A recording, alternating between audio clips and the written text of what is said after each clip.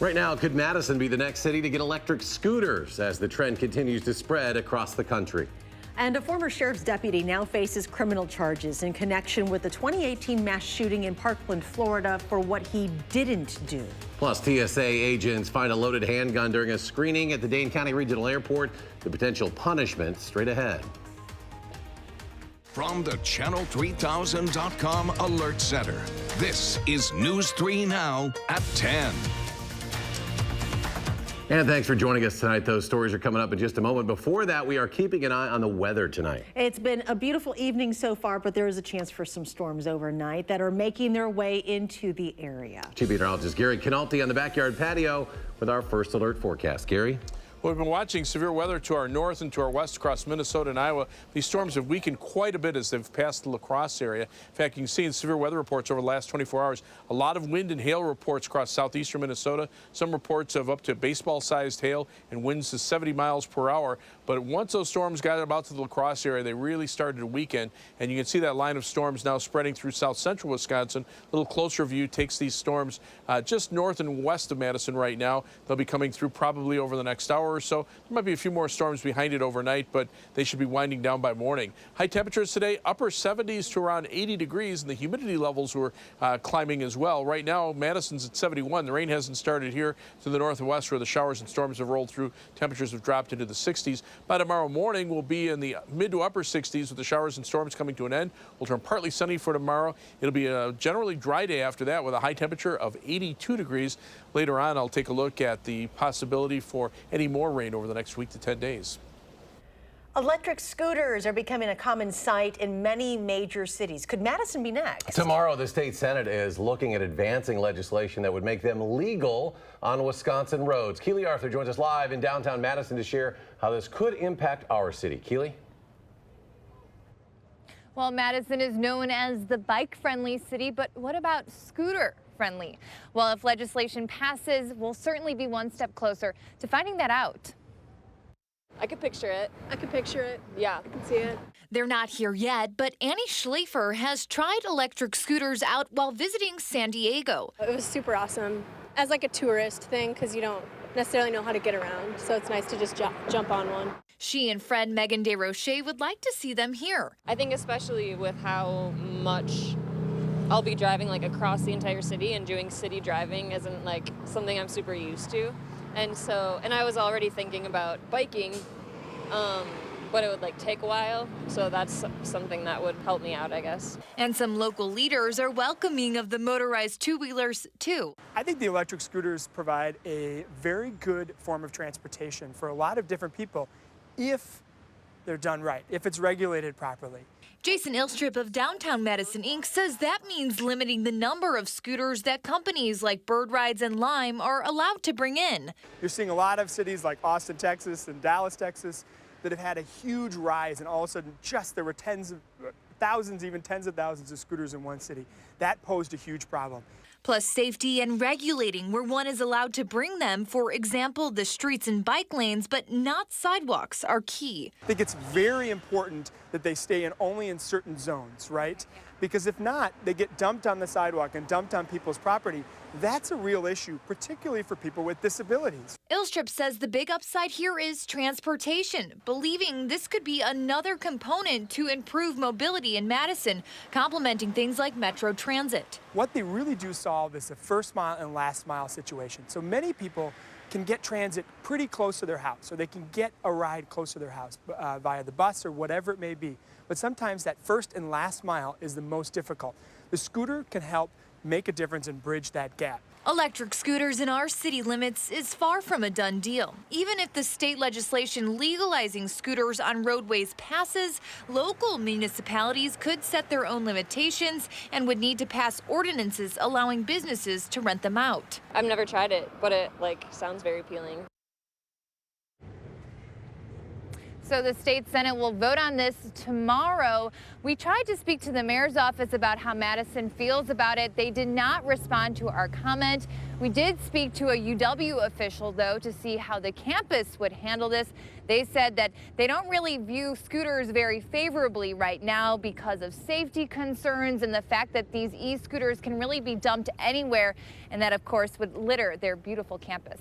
Yeah, it definitely is an issue on the sidewalks. Keely Arthur, live tonight, downtown Madison. Keely, thank you. The owner of the building where Madison's First Rastafarian Church is housed wants the tenants out. House of Judah founders Jossie Schwark and Dylan Banger plan to fight the eviction in court. The men say their church's members use marijuana as part of their religious practice. They've been arrested twice in the past week on various drug charges. The eviction hearing is scheduled 2 weeks from today. The UW system is asking for a $1 billion investment from the state for what it says would help build a strong homebred workforce. UW system president Ray Cross says more than half of the system's buildings are at least 40 years old, some as old as 75. According to him, if politicians want a strong in-state workforce, it starts with getting quality students and faculty here. Governor Evers proposed giving the UW $1.1 billion for capital projects on UW campuses, but Republicans rejected that entire plan and have since started from scratch. A committee vote on this issue could come next week. The state's budget committee has voted to stand by its decision to reject Governor Evers' plan to expand Medicaid. Still, the Joint Finance Committee voted to increase state funding for Medicaid and other health care programs by more than $611 million over 2 years. Overall, however, Republicans cut total funding from what the governor requested in his budget by $252 million. Things are back to normal tonight in a Fond du Lac neighborhood after an hours-long standoff this morning involving police and an armed man. Police were called to a home on East Johnson Street in Fond du Lac for a welfare check. When they arrived, they found the suspect armed with a knife with 3 children inside that home. A standoff ensued, lasting about 5 hours. When it ended, SWAT teams arrested the man without incident. The children were not hurt. The former Broward County Sheriff's deputy assigned to Stoneman Douglas High School in Florida is now facing charges. Bail was set at $102,000 today for Scott Peterson. He is charged with child neglect, negligence, and perjury in connection with the shooting at the high school. The charges are related to his lack of response.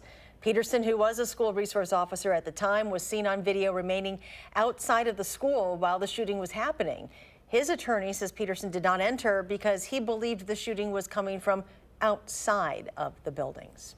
The Trump administration announced new travel restrictions on Cuba today. According to a statement released by the U.S. Treasury, group trips known as group people-to-people educational travel will no longer be authorized. That was the most common way U.S. citizens traveled into Cuba. It is essentially rolling back the changes that were made under President Obama. And the Trump administration said they're doing this because of Cuba's, quote, communist foothold in the region. Alabama lawmakers have passed a bill that would allow courts to order chemical castrations for certain inmates convicted of sex crimes. Those crimes in question would have to be committed by someone over the age of 21 against someone under the age of 13. The inmates would undergo the procedure before leaving prison as a part of their conditions of parole. If the governor signs it, the bill may likely end up in court challenging the 8th Amendment for cruel and unusual punishment. China did its best today to ignore the anniversary of a massacre 3 decades ago when Chinese troops opened fire to end student protests in and around Tiananmen Square. Tens of thousands joined a somber candlelight vigil in Hong Kong today, marking the occasion. Now, the death toll from the 1989 protests remains a dispute, but it is believed that thousands of protesters may have been killed. The Coast Guard trying to determine where drugs came from that were found floating some 70 miles off the South Carolina coastline. 2 local fishermen reeled in the catch this weekend, finding 30 bricks of cocaine. Officials say the drugs have a street value of up to $1 million. Coast Guard, along with Customs and Border Protection and drug enforcement officials, are all investigating. An aircraft crashed into the roof of a house in Danbury, Connecticut today, but according to the mayor, no one was hurt. Aerial video shows the tail of the aircraft sticking out of a hole in the roof of the house. The mayor said the glider was attempting to land at Danbury Airport when it lost control and crashed. The operator was okay, but was taken to the hospital for observation. No one else was on board. TSA agents at the Dane County Regional Airport say a loaded handgun was discovered yesterday at a security checkpoint. The small .25 caliber pistol loaded with 3 rounds was detected during an X-ray screening. Any determination of criminal charges will be up to local law enforcement. The TSA will also review the case and assess a civil penalty of up to $13,000. This is the second firearm discovered at the airport so far this year. One of the restaurants inside the airport is getting national recognition. The Food Network named the Madtown Gastropub as one of the best airport restaurants around the country, competing with cities like Washington, Los Angeles, Chicago, and New York. Still ahead tonight, your updated forecast as rain and potential storms roll through overnight. Plus, a win tonight for animal rights activists. What the state of New York could soon be doing when it comes to cats. That story when we come back.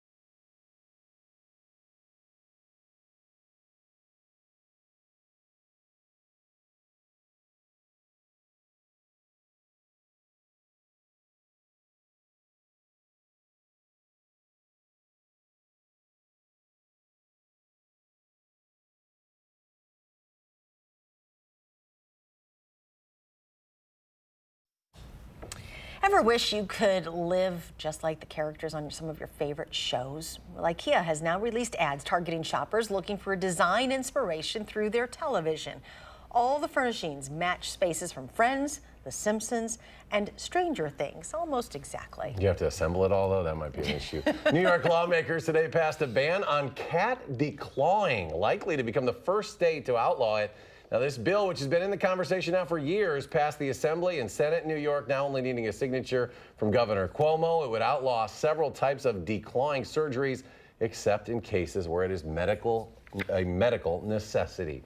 Closed for the last 5 years for renovation, the Smithsonian National Museum of Natural History in Washington will once again be featuring dinosaurs. The new exhibit will open Saturday, but we're getting a sneak peek inside. It features around 700 fossils now, including everything from giant dinosaurs like the T-Rex to reptiles and mammals, fossilized plants and insects. The museum says The exhibition tells the story of 3.7 billion years of life on Earth. The Village of Shorewood Hills Police Department has a new medication drop box where you can safely dispose of unused or unwanted prescriptions. Attorney General Josh Kaul was there for the official opening today. Kaul said the opioid epidemic is the most significant public safety issue we are facing here in Wisconsin. We are getting a closer look at the outlook for the Yahara chain of lakes this summer. Right now, Lake Mendota is looking healthy, but after last summer's historic flooding and lots of recent rain, we're in a higher runoff year. As that water makes its way to the lakes, it brings with it sediment, pollutants, and phosphorus, which are key ingredients in blue-green algae blooms. The Clean Lakes Alliance says redirecting the water that falls at your home can keep runoff out of the lakes. They recommend using rain barrels and redirecting downspouts to your lawn instead of your driveway or sidewalk. And when it comes to the tornado outlook, it has been a busy year already, just not yet in Wisconsin. Nearly 550 were reported across the country last month alone. The main reason for the increased activity is a perfectly placed jet stream. On the southern side of the jet, storms have had free rein to produce one severe weather event after another during April and May. Across Wisconsin, however, our weather stayed cool and rainy without much severe weather for much of the spring. Many people have been wondering if climate change is partially to blame for the onslaught of tornadoes in 2019. Whether or not a fractional increase in the water vapor content, a function of the background warming, actually fuels individual or even months of individual storms is something we just don't know very well yet. Dr. Martin says scientists are just beginning to study if there is a relationship between climate change and tornado frequency. In Wisconsin, only one tornado has touched down this year, an EF0 just southeast of La Crosse on May 24th. Historically, Wisconsin has received the most tornadoes during the month of June. And Gary's here, maybe to expand on that? You know, it's funny. I was at a American Meteorological Society meeting where they talked about the potential for climate change and whether or not that would increase the number of tornadoes. What may end up happening is the number of tornadoes may actually go down a little bit because as the Arctic regions warm up, the jet stream actually weakens a little bit. But because you have more water vapor in the air, the atmosphere becomes more unstable, so you have more thunderstorms. And when the conditions are right for tornadoes, you end up with stronger tornadoes. So we may end up with fewer tornadoes, but more stronger tornadoes. Well, we've been cooler and wet. We've been you know, a lot of that was just because of the rain that kept us cool. But we'll have our chance. I mean, nobody's rooting for severe weather season here. In fact, tonight's severe weather has been up to the north, across Minnesota and western Wisconsin. You can see these reports, hail and blue, and the high wind and wind damage reports, all the way down into parts of southwestern Wisconsin.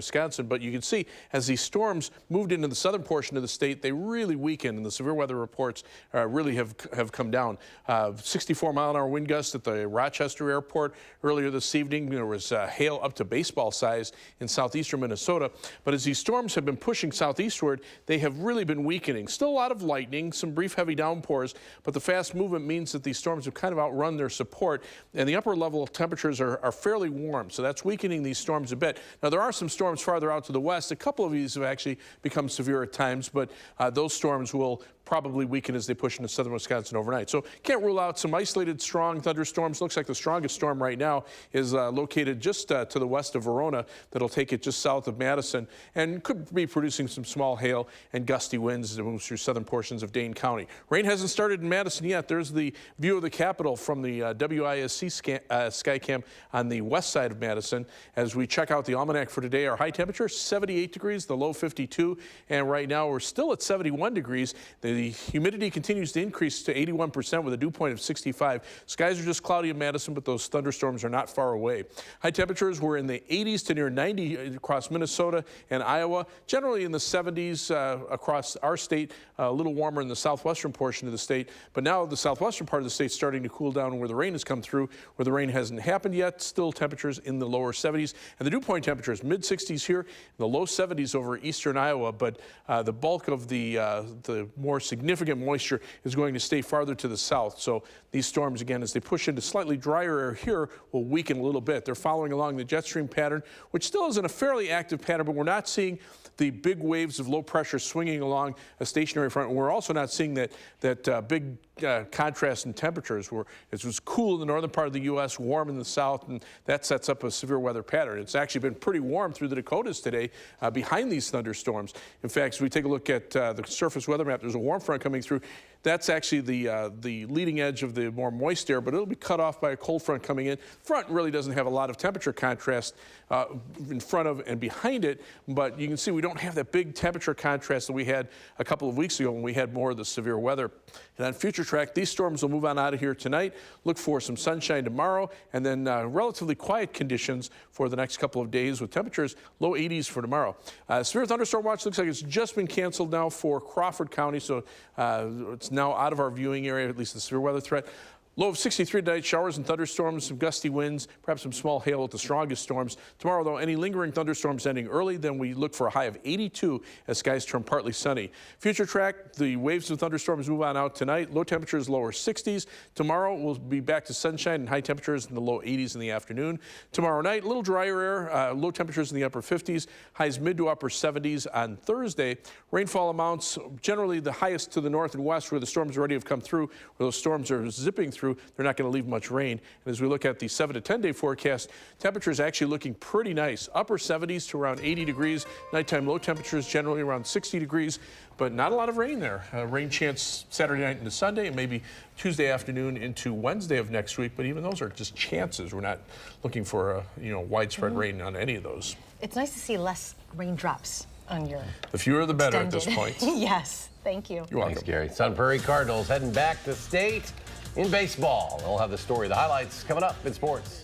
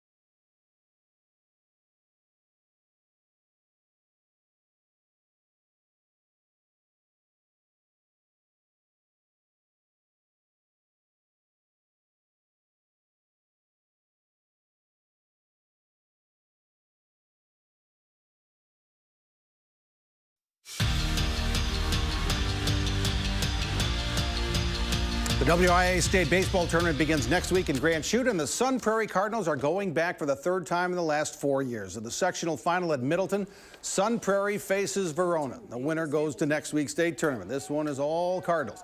Bottom of the second, Sun Prairie's Liam Moreno drives in two with a base hit there. That makes it 2-0 Cardinals, and they're just getting started. Bottom of the third, Carson Shepard drives in two more. He hits it over the head of the Verona right fielder. Sun Prairie run rules them 10-0 over Verona in 6 innings. So Sun Prairie is one of the 8 teams in Division I at state in Grand Chute next week. Joining Sun Prairie is McFarland in Division II as the Spartans beat Edgewood in the sectional final 3-2 in 9 innings.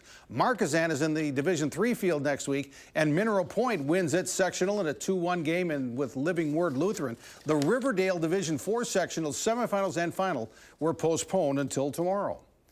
And morning rain changed the WIA State Boys Golf Tournament. Divisions 2 and 3 played only 27 holes, while Division 1 went the full 36. In Division 2, Edgerton's Joe Forsting held on to his lead and won the individual championship, but barely. Forsting was 5 over in his 9 holes today, but it's good enough to win it by 1 over Rice Lake's Simon Kuski. Edgerton's Steve Stricker won state in 1984. Now Joe Forsting wins in 2019. Something I knew I could do for a while, and it's something I'd been doing at regionals and stuff, and I never really was able to put it together, but to be able to put it together here, and then there was definitely some pressure for today, but just hoping that I could continue to do it, I guess. How good is it? And for the third straight year, Edgewood wins the team championship in Division II. It's a 3-shot win for the Crusaders over Lakeland Lutheran Union. Edgerton is third as a team in Division III. Abundant Life Country Days second, and in Division I, Middleton is second behind Marquette University School. The Brewers begin a 6-game homestand tonight at Miller Park against the Miami Marlins, and the homestand gets off to a rough start. Chase Anderson serves up 3 homers. Starlin Castro a 2-run shot in the first, then this Garrett Cooper homer in the third. Then the very next batter in that third inning, Brian Anderson homers. Not the Brewers broadcaster Brian Anderson, but Miami Marlin Brian Anderson. Final score, Marlins 16, Brewers nothing. At Wrigley, the Cubs beat Colorado 6-3. Madison Mallards continue the best start to a season in their history. Today's 12-6 win over the Lakeshore Chinooks has the Mallards at 8-0. They'll host the Green Bay Booyah at Warner Park tomorrow night.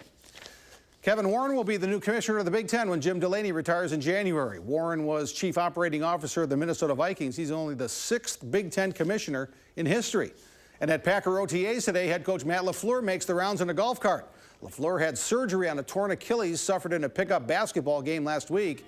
He'll get around in a golf cart and a walking cart for a while, but he says he hopes to be pretty much back to normal by training camp in June. And we'll be right back.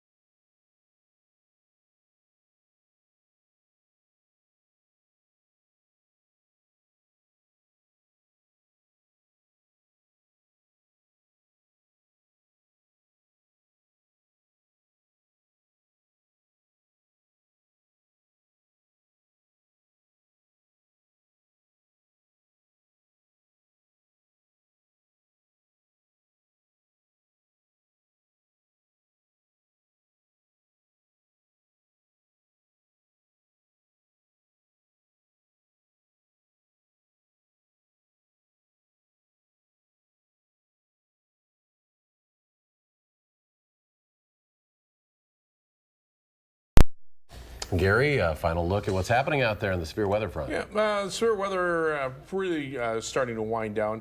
Some stronger thunderstorms moving through the Madison area just over the next couple of hours. But you can see these storms really weakening as they push southeastward. There's another little batch behind them. Temperatures right now 60s to lower 70s. And look for a high of 82 for tomorrow and generally upper 70s to around 80 rest of the week and into next week. Thanks for joining us at 10. Do something good and we'll see you here tomorrow.